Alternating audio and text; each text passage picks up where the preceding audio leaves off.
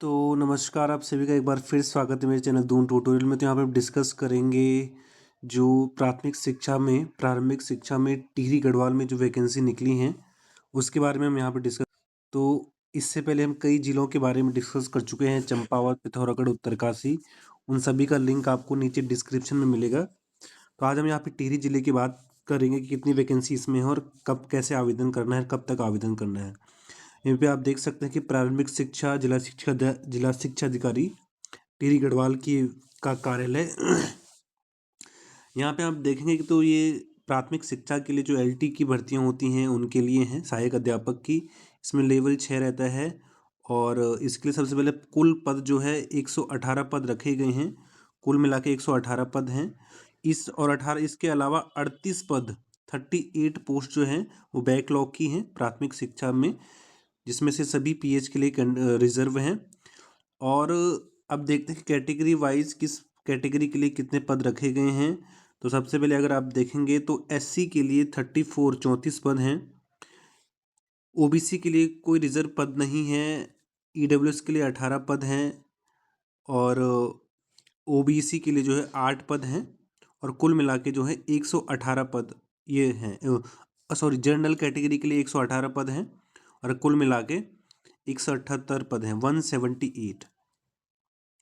अब इसके लिए क्या क्वालिफिकेशन है, तो सबसे पहले आपको पता है कि प्राथमिक शिक्षा में टीचर्स बनने के लिए सबसे पहले आपका डीएलएड होना चाहिए, 2 वर्षीय डीएलएड, या जिसे बीटीसी भी कहते हैं कई जगह है, वो भी होना चाहिए।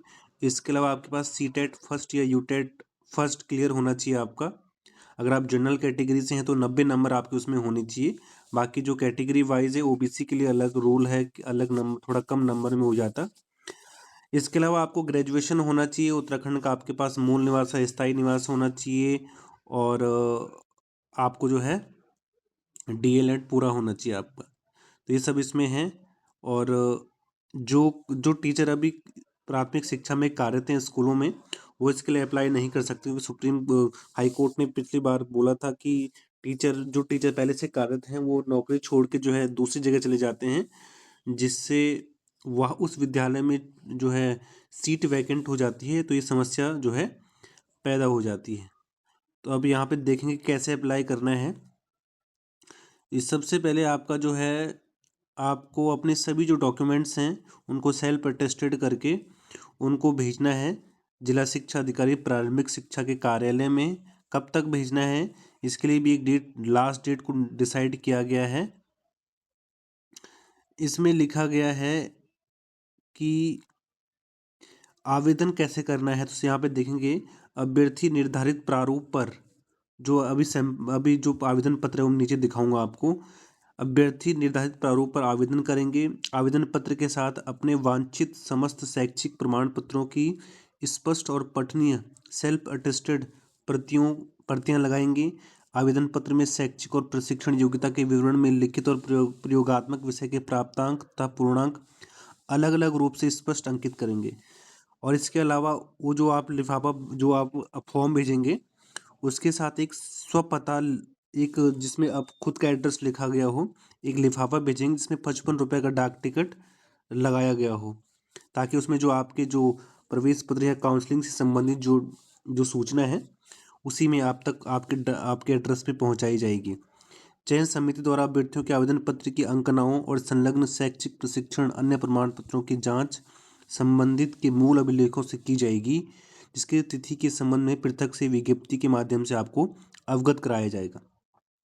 अंतिम तिथि कब है, तो अंतिम तिथि लिखा है कि अपने सभी डॉक्यूमेंट भेजने की जो अंतिम तिथि है वो 5 दिसंबर 2025 तक है। यानी 5 दिसंबर 2025 तक आपके सभी डॉक्यूमेंट्स और लिफाफा जिला शिक्षा अधिकारी प्रारंभिक शिक्षा के कार्यालय में स्पीड पोस्ट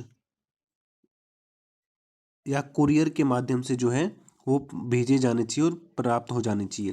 और जब आप जिस जिस जिस लिफाफे पे आप आवेदन करेंगे उसमें बाहर से आप साफ साफ लिखेंगे कि ऊपर साफ साफ लिखेंगे सहायक अध्यापक प्राथमिक शिक्षा, जनपद का नाम लिखेंगे, आवेदन का पद आवेदन का पद लिखेंगे।